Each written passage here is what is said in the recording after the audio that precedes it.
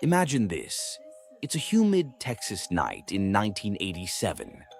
A woman finally feels like she's clawing her way back from rock bottom. Divorce papers signed, toxic ex long gone, a tight-knit circle of friends pulling her into late-night laughs around a kitchen table. She's smiling, really smiling, for the first time in months. And then, a knock at the door. Not just any knock, the kind that shatters everything. What if that friendly face on the other side hid a monster you'd welcomed into your home? Tonight, we're diving into the chilling murder of Susan Woods, a case of betrayal so intimate it went cold for nearly 2 decades. You won't believe who was pulling the strings, or why. Stick around. This one's got twists that'll keep you up at night. Let's rewind to July 24th, 1987, in the sleepy town of Stephenville, Texas, population barely scraping 15,000, the kind of place where everyone knows your business or thinks they do. Susan Woods, 30 years old, stands at the gates of a local fair in nearby Hyco, arm in arm with her best friend, Cindy Hallmark, and Cindy's boyfriend, Roy Hayes. The air smells like cotton candy and fried dough, kids shrieking on the Ferris wheel, laughter echoing under strings of carnival lights. It's supposed to be a reset button for Susan. Her life's been a wrecking ball lately. Picture her, shy, curvy, with a quiet warmth that draws people in once you crack the shell. She'd met her husband Michael in her early 20s. High school sweethearts turned soulmates, or so she thought. But by February '87, Michael's true colors bled through. He didn't just leave, he weaponized the exit. Snuck out to Indiana with her car, her prized crystal collection, those delicate glass figurines she'd scrimped for, and left behind a nightmare playlist. A cassette tape ranting about every flaw he saw in her. Too needy, too clingy, too everything. And the kicker? Dozens of vicious notes, scrawled like poison pen letters, hidden in drawers behind picture frames, even taped under the fridge. "You're worthless," one read. "No one will ever love you." Susan found them for weeks, each one a fresh stab. She filed for divorce that spring, threw herself into overtime at the local sandpaper factory, gritty shifts coating her hands in dust, but buying her a beat-up replacement car. Nights blurred into depression, chain-smoking, though she didn't smoke, staring at walls, wondering if she'd ever feel safe again. That's when Cindy stepped in. Outgoing firecracker to Susan's soft glow, Cindy dragged her to round table nights, informal hangouts at her place with cousins Regina and Scott Hatley, Roy, and a rotating crew of locals. They called it the Round Table after Cindy's massive oak kitchen table, where beers flowed and stories spilled till dawn.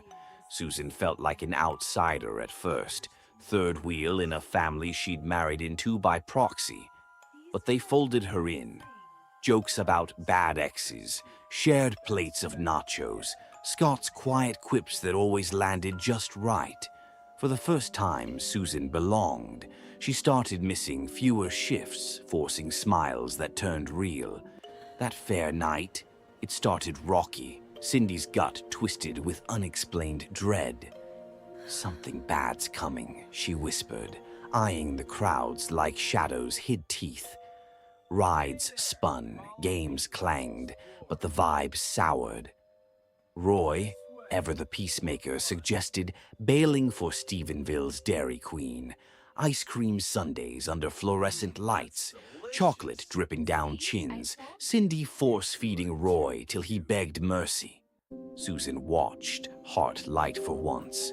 Life's turning around, she thought, ordering a second hot fudge sundae. Defiant. Free. At 150 pounds and change, she'd always policed her plate. Tonight, screw it. Laughter bubbled up, real and raw, but freedom's fragile. Saturday blurred into factory drudgery, machines humming, sandpaper edges biting skin. Sunday, domestic grind, grocery runs, laundry piles, scrubbing the small ranch-style house she'd shared with Michael. By 8 p.m., it's tidy, bed made, floors swept, that lingering fear of him creeping back finally fading. She'd fortified like a fortress, had Roy nail every window shut, glass teeth to any intruder. Cindy crashed over those first scared weeks, shotgun under the bed. The notes, mostly unearthed and burned.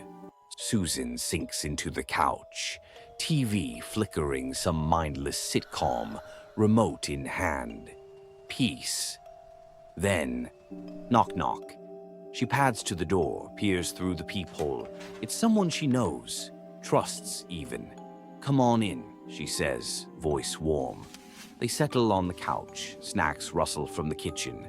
Twinkies, potato chips, a cold Coke cracked open. Cigarettes light up in the ashtray. Hers? No, she doesn't smoke. But hey, company loosens rules.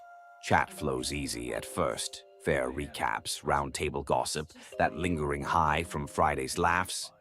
Then the air shifts. A lean in too close. Lips brush air. Susan recoils, polite but firm. "Whoa, easy there." Rejection hits like a spark to dry grass. What starts as a grab turns feral. She slaps, hard, instinctive. The room erupts in chaos. The bed is yanked askew, sheets twisted like battle flags from the struggle. A pillow pressed down bears mascara smears like black tears on the fabric. Struggles echo with thuds against walls and gasps cut short. An extension cord snakes across the floor, unused but ominous, trailing to the bathroom where the porcelain tub fills slowly, water filling like a countdown. Hands plunge her under, bubbles rising frantic. It wasn't quick. It was deliberate, ritualistic even. Strangle, suffocate, submerge. The killer lingers, arranging the scene like a macabre still life. Body draped over the tub edge, head lolling in the water, decomposition whispering from submerged skin. Monday morning, July 27th. Susan's a no-show at the factory, a ghost in her workplace. Her boss calls her dad, Joe Atkins, a burly golf course volunteer with a heart too big for this. Joe's rings her phone empty. He drives over, gravel crunching under tires, and finds door unlocked. Red flag. TV blares laugh track to an empty room. Snacks scattered, ashtray full of strangers' vices. Bedroom chaos. Mattress half off the frame, scuff marks like dragged secrets. Bathroom door ajar. Joe freezes, then shatters. He calls 911 and his voice cracks. "My girls." Oh, God. Cops swarm the house. Sergeant Donnie Hensley, off shift but haunted by the call, arrives at the location. Joe's there, face carved from grief. They pray, hands clasped, before Hensley steels himself. Inside the house, no forced entry, windows sealed like a tomb. That suggests trust. Brutality screams rage, sexual assault, ligature marks, drowning as finale. But a discovery. Palm prints smeared wet on the tub porcelain, clear as a confession. "This monster slipped," Hensley mutters. The hunt kicks off. Suspect 1, Michael Woods, the venomous ex. His alibi shaky, claims a party in Indiana but has no witnesses. Hensley drives north to his house, stakes out in a sweat-stinking van. A yard sale bust reveals his stolen crystals, arresting him for theft, prints yanked.